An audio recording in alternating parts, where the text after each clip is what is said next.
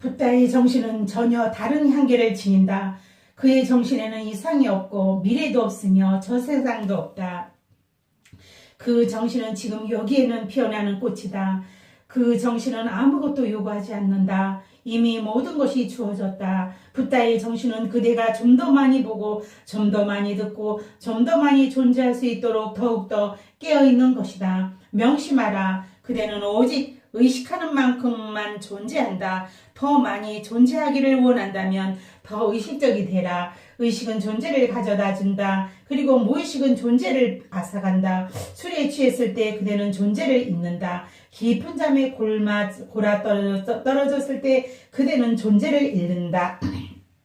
그런 사실을 관찰해 본 적이 있는가? 예민하게 깨어있을 때 그대는 전혀 다른 특성을 갖는다. 그대는 더 중심 잡히고 깊이 뿌리 내린다. 주의 깊게 깨어있을 때 그대는 존재의 그 확고부동함을 느낀다. 그것은 거의 손으로 만져질 듯한 분명한 느낌이다. 그러나 무의식적일 때 그저 질질 끌려가듯이 살아가고 깊이 잠들어 있을 때 존재에 대한 감각은 그만큼 무뎌진다. 존재는 항상 그대가 가진 의식이 양과 비례한다. 그러므로 붓다의 메시지는 전체는 의식적으로 깨어있으라는 것이다. 그리고 그것은 다른 이유 때문에가 아니라 의식을 가진 상태가 되기 위해서이다. 왜냐하면 의식은 존재를 부여하기 때문이다. 의식이 그대를 창조하기 때문이다. 의식이 창조한 그때는 지금의 그대와 너무나 다르다. 그래서 그대는 그 모습을 상상할 수 없다. 나가 사라진 그대, 자아 개념이 존재하지 않는 그대,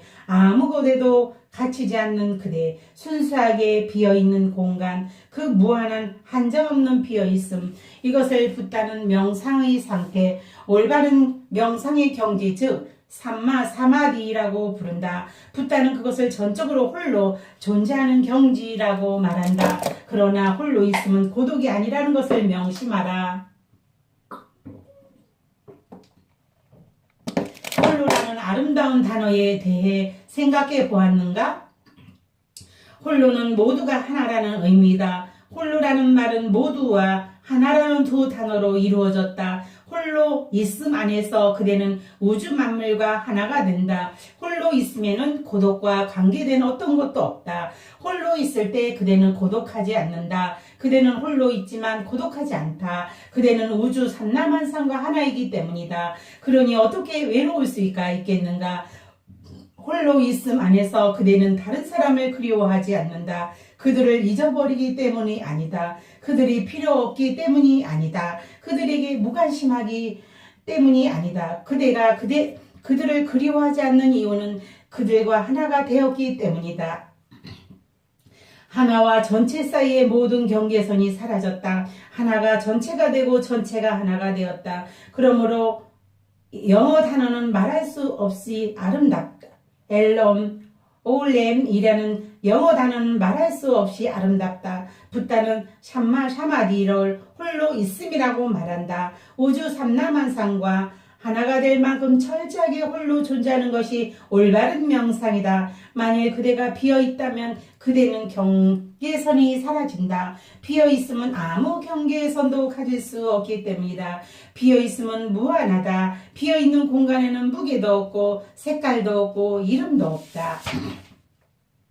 형태도 없다. 그대가 비어있을 때 그대는 어떻게 자신과 다른 사람을 구분할 것인가? 그대에게 색깔도 없고 이름도 없고 형체도 없고 경계선도 없기 때문이다. 어떻게 구분지을 수가 있는가? 비어있을 때 그대는 모든 것과 하나이다. 그대는 존재 안으로 용해되어 있다. 존재기에 그대와 합쳐져 있다. 그대는 더 이상 외관섬이 아니다. 그대는 광막한 대륙이 되었다. 붓다는 모든 메시지는 삼마 사마디라는 이 한마디로 압축한다. 올바른 명상이 붓다가 전하는 메시지가 전부이다. 그런데 무엇이 올바른 명상이며 무엇이 그른 명상인가? 만일 명상하는 자가 존재한다면 그것은 잘못된 명상이다. 그리고 명상하는 자가 사라진다면 그것은 올바른 명상이다. 올바른 명상은 우리에게 비어있음과 홀로있음을 가져다 준다. 금강경이 경정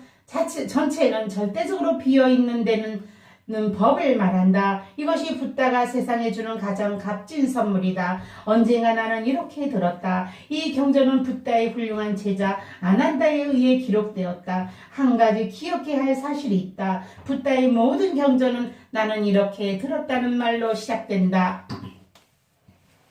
붓다가 입적하자 그는 45년 동안 폈던 가르침을 한데 모으기에 모든 제자들이 한자리에 모였다. 그 중에서 아난다라는 45년 동안 줄곧 붓다와 지낸 유일한 제자였다. 그러므로 그는 가장 믿을 만한 인물이었다. 다른 제자들도 붓다의 말을 듣기는 들었다. 그러나 그들은 다른 사람을 통해서 들었다. 그들은 붓다와 같이 있을 때도 있었고 떨어질 때도 있었을 때였다. 오직 아난다만이 그림자처럼 붓다를 따라다녔다. 그래서 아난다가 이야기한다. 그런데 아름다운 사실 하나는 아난다가 붓다는 이렇게 말했다 라고 말하지 않는다는 것이다. 그는 단지 나는 이렇게 들었다 라고 말한다. 그 차이점은 실로 대단하다. 그는 붓다는 이렇게 말했다고 말하지 않는다. 왜냐하면 그는 어떻게 말하기 때문이다. 내가 어떻게 붓다가 이야기한 것을 말할 수 있겠는가? 내가 말할 수 있는 것은 내가 들은 바가 전부이다. 붓다가 말한 것은 오직 그분만이 안다. 그분이 의미한 바는 그분만이 안다. 내가 기억할 수 있는 것은 내가 들은 바가 전부이다. 나의 능력에는 한계가 있다. 그분은 무엇인가 다른 것을 의미하셨을지도 모른다. 내가 몇 개의 단어를 잊어서 버렸을지도 모른다. 또는 내가 무의식 중에 임의대로 몇 개의 단어를 슬쩍 끼워 넣었을지도 모른다. 이것은 대단한 진실성이다. 그는 이렇게 주장하지 않았다.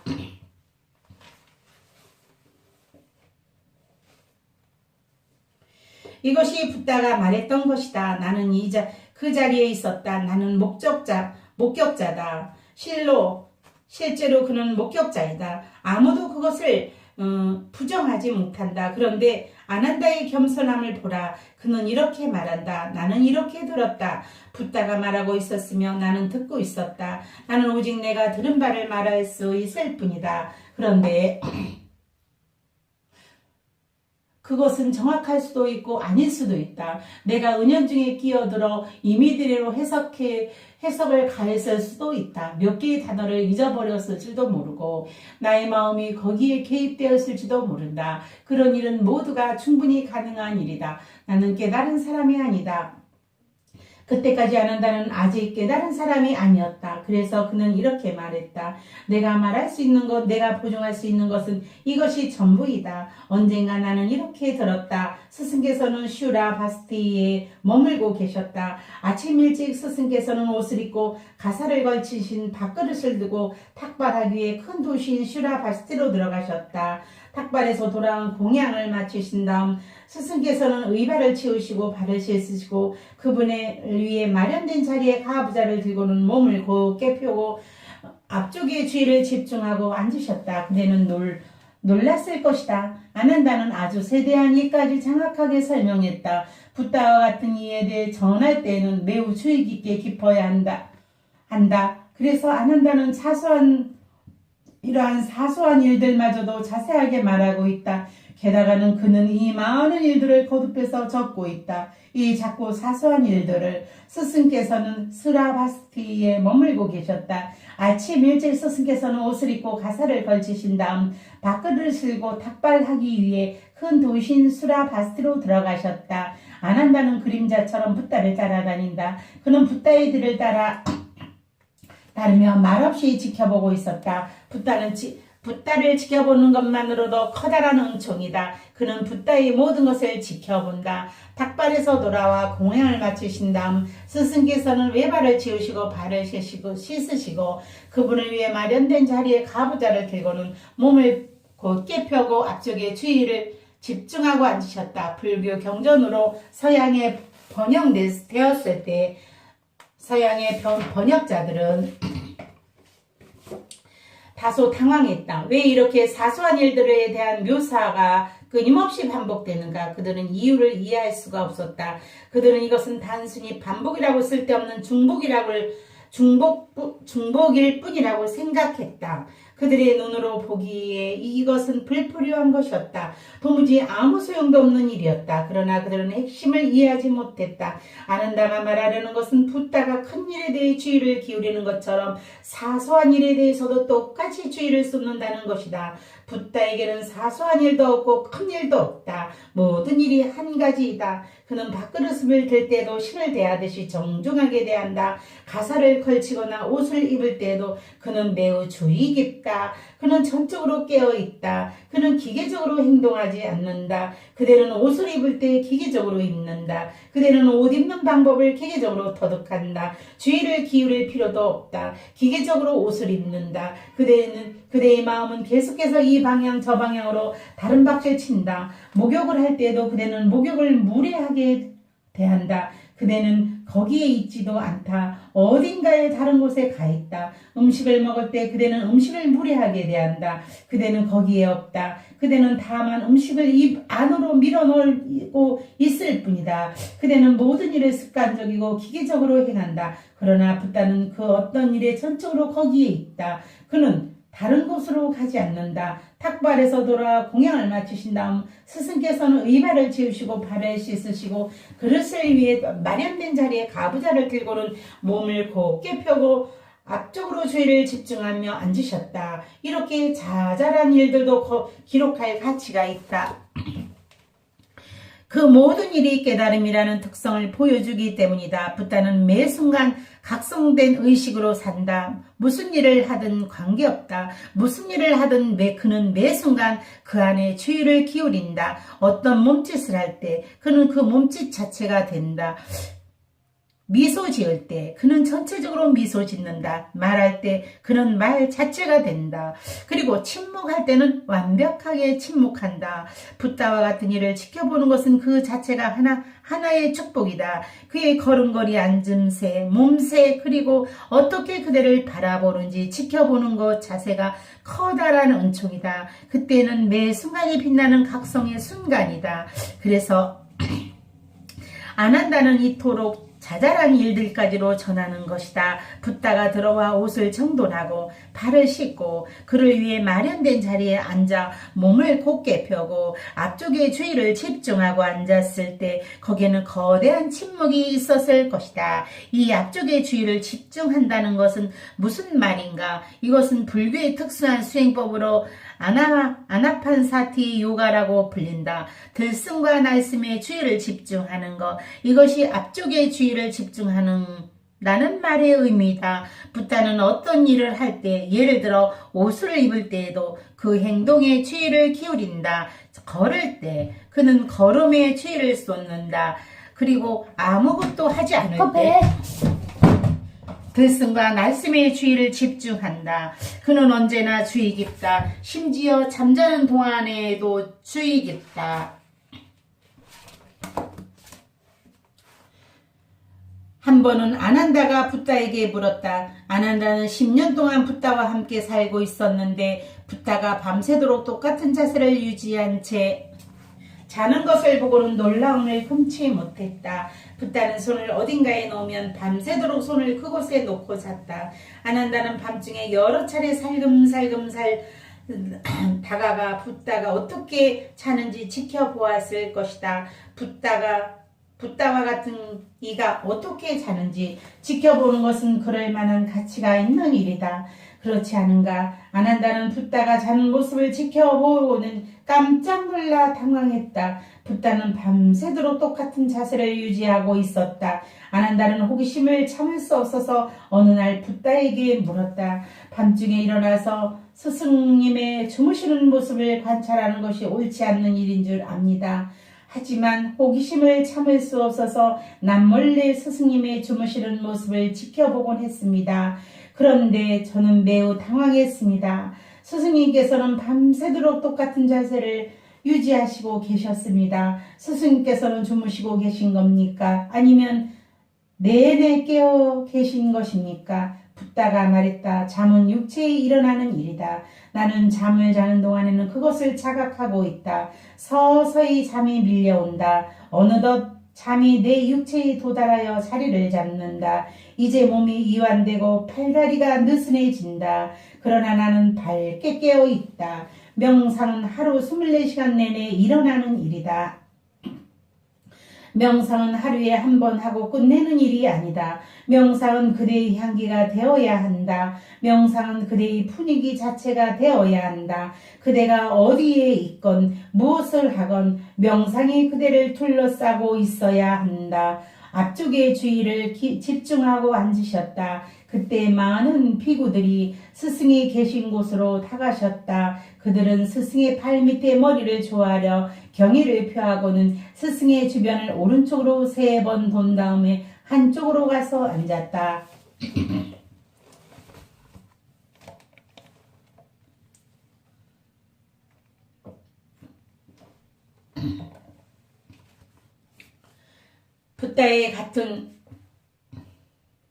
붓다와 같은 이에게 질문을 하기 위해서는 특별한 자세가 필요하다.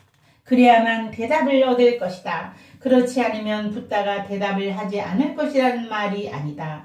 그대가 무례한 태도로 물어도 붓다는 대답을 줄 것이다. 그러나 그대가 그 대답을 얻지 못할 것이다. 그러므로 그대가 정중한 태도를 지녀야만 붓다가 대답을 줄 것이라는 문제는 없다. 어떤 경우에도 붓다는 대답을 줄 것이다. 그러나 그대가 매우 정중하지 않다면, 매우 겸손하고 여성처럼 수용적이지 않다면 그대는 그 대답을 놓칠 것이다. 어떤 자세로 묻느냐에 따라 그대는 그 답을 얻을 수도 있고 못 얻을 수도 있다. 질문할 때 그대는 어떤 자세로 어떤 마음으로 묻는가? 그대는 수용적인가? 단순히 호기심 때문에 묻는 것이 아닌가? 그 질문이 마음에 축적된 지식에서 나온 것은 아닌가?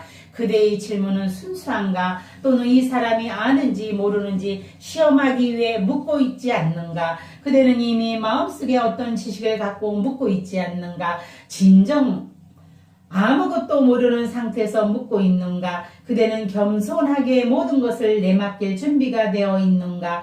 만일 대답이 주어진다면 그것을 값진 선물로 받아들일 자세가 되어 있는가?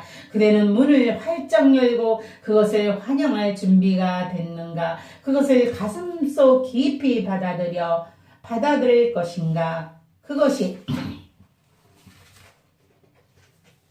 그대의 가슴속으로 들어가 하나의 씨앗이 되도록 허용하는가? 붓다와 같은 이에게 묻는 것은 대학 교수에게 묻는 것과 같다.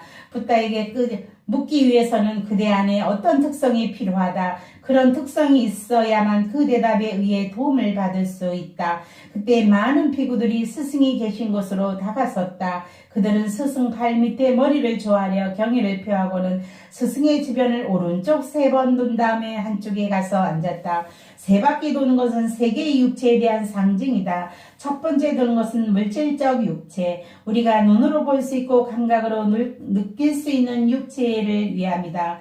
붓다는 물질적 육체 또한 아름답다. 그것이 신이 거주하는 사원이다. 그러므로 그 첫 번째 도는 것은 첫 번째 육체, 물질적 육체에 대한 경의의 표현이다. 그리고 두 번째 도는 것은 지복의 육체, 그 두 번째 육체를 위함이다. 세 번째 도는 것은 붓다의 육체, 진리의 육체를 위함이다. 이렇게 3바퀴를 도는 것은 또 다른 상징을 한다. 불교에서는 삼기라는 것이 있다. 나는 붓다에게 귀합니다. 나는 붓다의 공동체에 귀합니다. 난 붓다의 가르침에 귀합니다. 붓다에게 어떤 것을 물으러 오는 사람은 이렇게 귀해야 한다. 그는 이런 마음 상태를 가져야 한다. 나는 붓다와 조화를 이루었습니다. 나는 붓다와 같은 과정으로 파장으로 물결칠 준비가 되었습니다. 나는 붓다에게 귀합니다. 당신은 나의 기처입니다.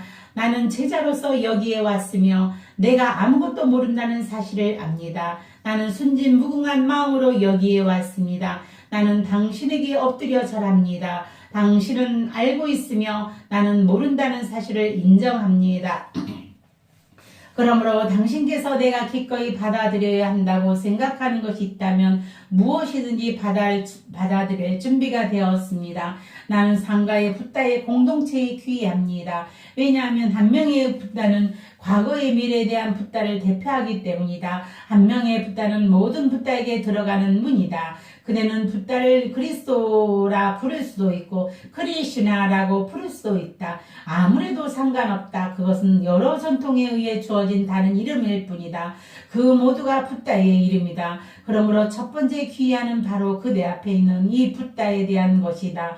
두 번째 귀의는 모든 붓다, 과거와 현재 미래와 모든 붓다들의 공동체에 대한 것이다. 그리고 세 번째 귀의는 담마, 이 인간을 붓다로 만드는 본질적인 진리인 것이다. 각성의 예수를 담고 종교적의 본질이다. 그때 수부터 그 대중들로 곁으로 앉았다. 수부터는 붓다의 위대한 제자들 중에 한 명이다. 그 다음에 그는 자리에서 일어나 아난다가 다시 모든 것을 되풀이하여 말한다. 왜냐하면 수부띠 또 보통 사람이 아니기 때문이다. 그는 거의 붓다가 된 사람이다. 그는 경계선에 서 있다. 그는 아무 때로도 붓다가 될 수 있다. 그래서 아난다는 다시 되풀이한다. 그 다음에 그는 자리에서 일어나 우두술을 한쪽 어깨에 거치고 오른쪽 무릎을 땅에 대고 두 손을 모아 스승께 합장했다. 그리고는 스승께 이렇게 여쭈었다. 스승이시여 놀라운 일입니다. 참으로 경탄할 일입니다. 선생이시여 얼마나 많은 보디샤트바들이 그 위대한 존재들이 여호와께서 베풀어 주시는 최고의 은덕에 의해 도움을 받았는지. 그런데 스승이시여 이미 보디샤트바의 길로 들어선 사람은 어떻게 살아야 하며 어떻게 나아가야 하며 어떻게 생각을 다스려야 합니까?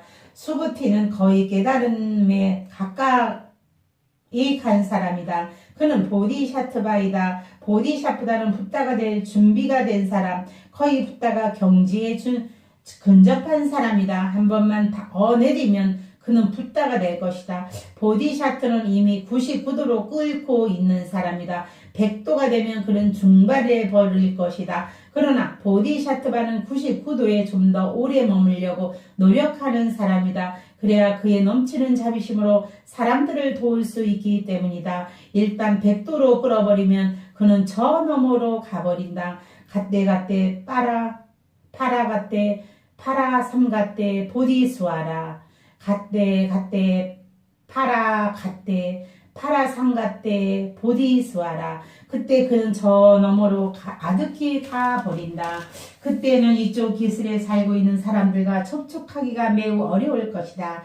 가장 큰 도움은 99도로 끓고 있는 사람들로부터 가능하다. 그들은 가장 큰 도움을 줄 수 있다. 그 이유는 무엇인가? 그들은 아직 깨달은 사람이 아니기 때문이다. 그들은 깨닫지 못한 사람들이 살아가는 방식을 안다. 깨닫지 못한 사람들의 언어를 안다. 그들은 아직 이쪽 기슬의 사람들과 함께 있다. 그럼에도 불구하고 다른 의미에서 보면 99%는 저쪽 기슬에 넘어간 사람들이다. 나머지 1% 그들은 이쪽 기슬에 연결시켜준다. 그러므로 보디사트바는 거의 깨달음에 도달했으면 사람들을 돕기 위해 조금이라도 더 이쪽 기슬에 남아 있으려고 애쓰는 사람이다. 그는 이미 도달했다. 그러나 그는 자신이 도달한 바를 나누어 주길 원한다. 그는 이미 진리를 안다. 그러나 그는 자기가 안 것을 나누어 주길 원한다. 수많은 사람들이 어둠 속을 헤매고 있다. 그는 그들에게 자신의 빛을 자기의 사랑을 나누어 주길 원한다. 수부티는 보디샤트바이다. 그래서 아난다는 붓다에 대해 기록했던 것과 똑같은 방식으로 그에 대해 기록한다. 그 다음에 그는 자리에서 일어나 상상을 해보라. 눈앞에 그려보라. 보디샤트바가 일어서고 있다. 그의 의식은 철저하게 깨어있다. 그는 로봇처럼 일어서지 않는다. 호흡 하나하나 놓치지 않는다. 그는 숨결 하나까지 완전히 알고 있다. 모르고 지나치는 것이 없다. 그는 주의 깊게 관조하고 있다. 카톨릭에서 묵상이라고 부르는 것을 불교에서는 삼마샤티, 정념이라고 부른다. 정념 또는 묵상, 관조하며 사는 것, 단 한순간도 무의식적으로 행동하지 않는 것, 그것이 샴마샤티이다. 그 다음에 그는 그 자리에서 일어나 웃옷을 한쪽 어깨에 걸치고 오른쪽 무릎을 땅에 대고 두 손을 모아 스승께 합장했다. 그리고는 스승께 이렇게 여쭈었다. 이것을 잊지 마라. 거의 붓다가 경지에 이른 보디샤트바도 붓다기에는 지극히 감사를 표하며 엎드려 절한다. 스승이여, 놀라운 일입니다. 참으로 경탄할 일입니다. 선서이시여. 선서는 저쪽 기술에 도달한 자를 뜻한다. 소부트는 이쪽 기술에 있지만 붓다는 저쪽 기술에 있다. 소부트는 그것을 이해할 만한 경지에 도달했다. 그는 저쪽 기술을 볼 수 있다. 저쪽 기술에 서 있는 붓다를 볼 수 있다. 선서이시여, 이 선서라는 단어에는 많은 의미가 담겨 있다. 그중 하나는 저쪽 기술에 도달한 자를 말한다. 다른 하나는 명상의 궁극점에 도달한 자를 말한다. 붓다는 명상의 궁극점을 향해 가는 데에는 8단계가 있다고 말했다. 그 여덟 번째 단계에 도달한 사람이 선서를 불려진다. 선서는 저쪽 기술에 도달한 자이며 명상의 궁극에 이른 사람이다. 그 의미는 똑같다. 사마디에 도달한 사람, 궁극의 사마디에 이른 사람은 저쪽 기술로 가버린다. 그는 더 이상 이쪽 기술에 있지 않다. 그것은 선서, 잘 간 사람이라는 말의 의미이다.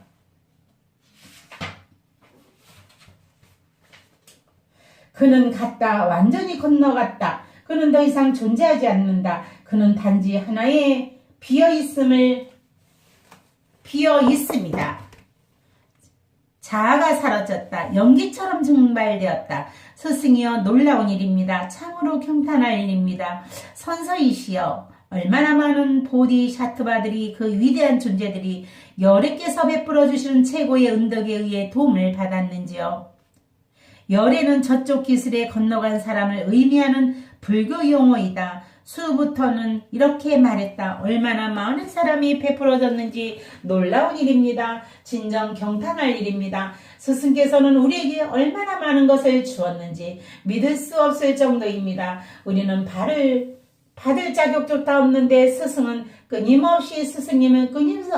끊임없이 주고 계십니다. 스승이시여, 놀라운 일입니다. 참으로 경탄할 일입니다. 선서이시여, 얼마나 많은 보디샤트바들이, 그 위대한 존재들이 여러께서 베풀어 주시는 최고의 은덕에 의해 도움을 받았는지. 그런데 스승이시여, 이미 보디샤트바의 길로 들어선 사람은 사람들을 돕기 위해 이쪽 기술에 좀 더 남아있기로 결심한 사람은, 이미 보디샤트바의 길로 들어선 사람은 어떻게 살아야 하며 어떻게 나아가야 하며 어떻게 생각을 다스려야 합니까? 그는 무엇을 묻고 있는 것입니까? 그는 그대들 대다수와는 무관할지도 모르는 질문을 던지고 있다. 왜냐하면 이 질문은 오직 그대가 보디샤트바가 되었을 때만 해당되는 질문이기 때문이다. 그러나 어느 날인가 그대 또한 보디샤트바가 될 것이다. 언젠가 이 질문이 그대와 상관없는 날이 올 것이다. 그러므로 이 질문에 생각해두는 것이 좋을 것이다. 이 질문에 대해 명상하는 것이 나을 것이다. 수부티는 말한다. 보디샤트바가 되기를 결심한 사람은 어떻게 살아야 합니까? 그는 이렇게 말하고 있다. 저쪽 기술에 대한 유혹이 너무 강합니다. 저쪽 기술이 강력한 힘으로 우리를 잡아당기고 있습니다. 우리가 이쪽 기술에 어떻게 서야 합니까? 우리는 사람들을 돕고 싶습니다. 그러나 어떻게 도울 수 있습니까? 저쪽 기술이 우리를 부르고 있습니다. 자석처럼 끌어당기고 있습니다. 그러니 우리에게 이쪽 기술에 설 수 있는 방법을 일러주십시오. 어떻게 하면 이쪽 기술에 다시 뿌리 내릴 수 있는지를 가르쳐 주십시오. 우리는 이미 뿌리를 뽑혔습니다. 우리는 이 세상에 아무리 뿌리도 갖고 있지 않습니다. 우리가 99%가 이미 사라졌습니다. 생각을 해보라. 그리고 뿌리의 99%에 사라진 나무를 상상해보라. 단 1%의 뿌리만 남았다. 그 나무가 지금 이렇게 묻고 있다. 이제 나는 어떻게 서 있어야 합니까? 나는 곧 쓰러지려 합니다. 그러나 만일 내가 좀 더 지탱할 수 있다면 사람들에게 엄청난 도움이 될 것이며 그들의 도움이 필요하다는 것을 나는 압니다. 나 또한 도움이 필요한 시기가 있었습니다. 그때는 당신께서 나를 도와주었습니다. 이제 다른 사람들이 도움을 필요로 합니다. 나는 그들을 도와주어야 합니다. 이것이 스승에게 진 빚을 갚을 수 있는 유일한 길입니다. 그 외에 다른 길은 없습니다. 스승은 그대를 도와주었다. 그런데 스승은 도움이 필요 없다. 그러니 스승에게 진 빚을 어떻게 갚아야 한단 말인가? 무엇을 해야만 그 빚을 갚을 수 있는가? 스승에게 진 빚을 갚을 수 있는 유일한 길은 아직도 어둠 속을 헤매며 좌우충돌하고 있는 다른 사람들을 돕는 것이다. 그것이 그대가 할 수 있는 유일한 일이다. 스승이 그대에게 됐던 모든 일을 다른 사람에게 행하라. 그러면 그대는 빚을 갚을 것이다. 슈부테는 이쪽 기술에 어떻게 서야 합니까? 하고 묻는다. 그것은 어려운 일이다. 거의 불가능한 일이다. 슈부테는 말한다. 어떻게 나아가야 하며 사람들을 돕기 시작하려면 어떻게 해야 합니까? 그것은 너무나 어려운 일입니다. 이제 우리는 그들의 불행이 모두 허구라는 것을 압니다. 이제 우리는 그들이 다른 악몽에 시달리고 있음을 압니다. 그들의 불행은 실제가 아닙니다.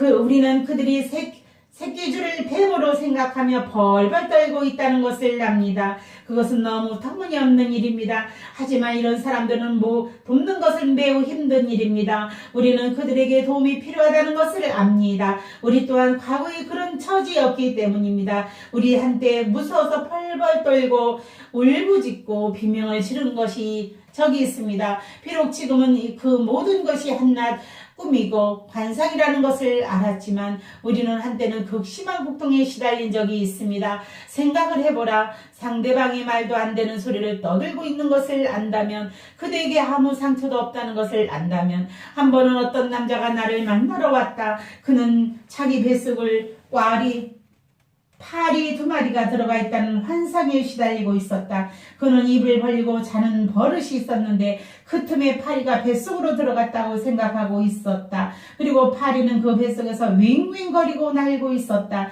그는 줄곧 걱정에 시달려 나머지 한 자세에 가만히 앉아 있을 수 없었다. 그는 계속 이쪽 저쪽으로 왔다 갔다 하며 그 놈들이 이쪽으로 왔습니다. 이젠 저쪽으로 갔습니다 하고 말했다. 그는 거의 미칠 지경에 있었다. 그는 여기저기 의사를 찾아가 보았지만 도움이 되지 못했다. 그들은 한결같이 웃음을 터뜨리며 그것은 당신의 상상일 뿐입니다 하고 말했다. 그러나 불행한 상상에 빠져있는 사람에게 그렇게 말하는 것은 전혀 도움이 못 된다.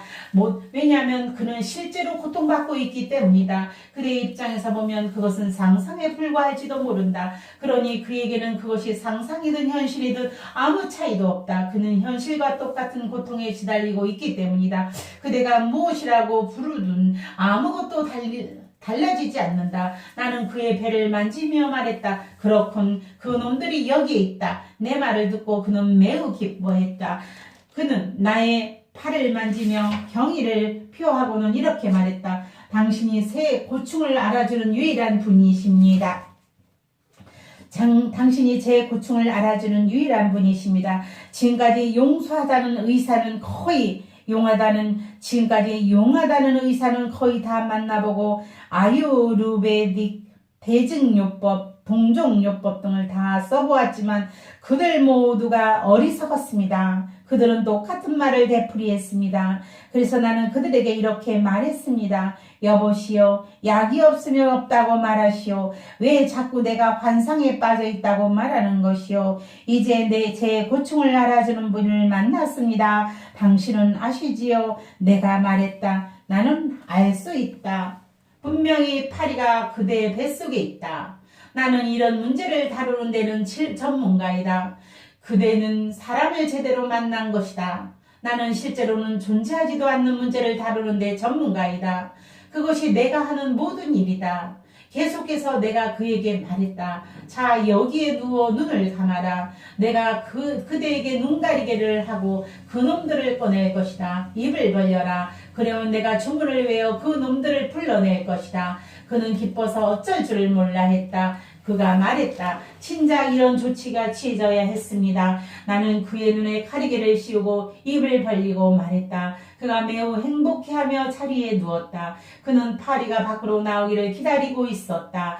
그를 그런 상태로 놔두고 나는 재빨리 집 안으로 뛰어갔다. 것이다. 파리 2마리를 잡기 위해서였다. 내가 그것은 매우 어려운 일이었다. 전에 나는 한 번도 파리를 잡아본 적이 없었다. 그러나 가까스로 파리를 잡을 수가 있었다. 그가 눈을 떴을 때 나는 병 속에 갇힌 파리 2마리를 보여주었다. 그가 말했다. 이 병을 제게 주십시오. 그 바보들에게 가서 보여주어야겠습니다. 그리고 나서 그는 완전히 회복되었다. 그러나 그런 사람들을 돕는 것은 매우 어려운 일이다. 진짜 힘든 일이다. 왜냐하면 그대는 그들에게 처한 공경이 모두 허구라는 것을 알기 때문이다. 수부티가 묻는다. 스승이시여, 먼저 우리에게 이곳에 어떻게 서야 하는지 가르쳐 주십시오. 우리가 뿌리가 사라졌습니다. 우리가 더 이상 이 세상에 속하지 않습니다. 그리고 이 세상에서 어떻게 나아가야 하며 어떻게 일해야 하는지 주십시오. 사람들이 불행하다는 착각에 빠져 있습니다.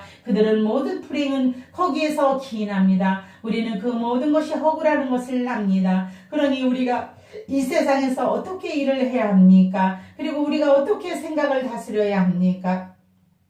그는 무슨 말을 하는 겁니까? 생각을 다스리는 법을 가르쳐 달라니 보디샤트바는 생각이 없다. 그대가 갖고 있는 것과 같은 생각은 없다. 그러니 이제 단 하나의 생각이 남았다. 그것은 저쪽 기슬에 대한 대답의 생각이다. 저쪽 기슬에 끊임없이 그를 부른다. 문이 활짝 열려있다. 그는 언젠가는 전적인 지복의 세계로 들어갈 수 있다. 문이 활짝 열려있는데 그는 문간에 자기를 잡아두고 있다. 먼저 그는 수많은 생 동안 윤회를 거듭하며 문이 어디에 있는지 찾아왔다. 그 다음에 문을 발견하고 수많은 생 동안 문을 두드리고 또 두드렸다. 이제 문이 활짝 열렸다. 그런데 붓다가 이렇게 말한다. 기다려라. 문 밖에 남아있으라. 도움이 필요한 사람들이 많지 않느냐?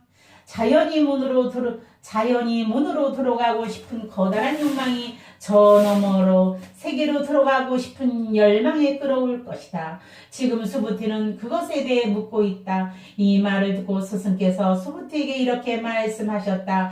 그러니 수부티여, 추이를 기울여 잘 들어라. 보이사트바여, 길의 뜻을 둔 사람은 이와 같이 생각을 일으켜야 한다. 영어 번역은 썩 훌륭해 보이지 않는다. 영어로는 이와 같이 생각을 만들어내야 한다고 되어 있다. 이에 대응하는 산스크리어트는 치토파드이다. 그대는 이와 같이 결의해야 한다. 위대한 결정을 내려야 한다. 치토파드, 이와 같이 무릇 생명체의 세계에 속하는 모든 것들, 존재하는 이 모든 중생들, 나는 열반의 세계로 인도해야 한다. 하나도 아니고 둘도 아니다. 수부티여, 하나도 아니고 둘도 아니다. 존재하는 모든 것들, 남자, 여자, 동물, 새, 나무, 파이까지 이 세상에 존재하는 모든 것들이다. 나는 그들 모두를 열반으로 인도해야겠다고 결심해야 한다. 보디샤트바의 길을 뜻을 둔 사람은 이와 같은 생각을 일으켜야 한다. 무릇 생명체의 세계로 속하는 모든 것들, 존재하는 이 모든 중생을 나는 열반의 세계로 인도해야 한다. 아무것도 남지 않은 무열열반 세계로 인도해야 한다. 그러니 무수한 중생을 열반의 세계로 인도했다 하더라도 실은 어느 것 하나 열반으로 인도되지 않았다. 이것을 잊지 말고 명심해야 한다. 그렇지 않으면 다른 존재를 인도하다가 그대는 다시 무지의 구렁텅이로 굴러 떨어질 것이다. 그대는 살아있는 모든 존재를 저쪽 깃을 피안의 세계로 인도해야 한다. 그러면서 그들의 불행은 허구라는 것을 따라서 그대의 구원도 허구라는 것을 잊지 말아야 한다. 그들에게도 자아가 없으며 그들에게도 자아가 없다는 것을 기억해야 한다. 그러니 잊지 말고